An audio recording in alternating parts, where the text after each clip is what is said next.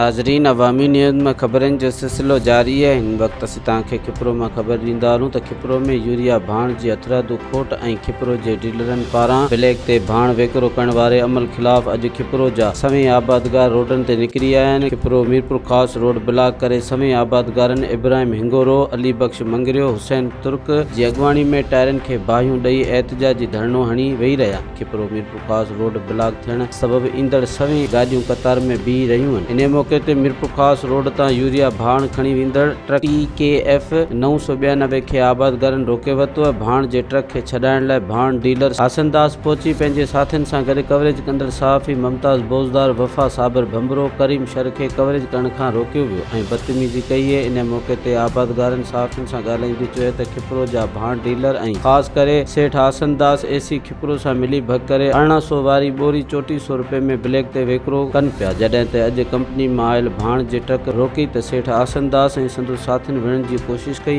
आबादगारनि चयो त असांखे गोदामनि में पियल भाण सरकारी रेट ते ॾियारियो वञे। जॾहिं त रोड ब्लॉक हुजण जे करे AC खिपरो समेत इंतज़ामिया जो को बि अमलदार मुज़ाहिरीन वटि न पहुतो आहे, जंहिं सबबि ॿिन्ही पासनि खां गाॾियुनि जूं वॾियूं कतारूं लॻी वयूं आहिनि। मुसाफ़िर सख़्त परेशान है, इंतज़ामिया अॻो निंड में सुतल है। मज़ीद खबरों और तफसीलात के लिए विजिट करें हमारी वेबसाइट www.awamiNewsHD.com।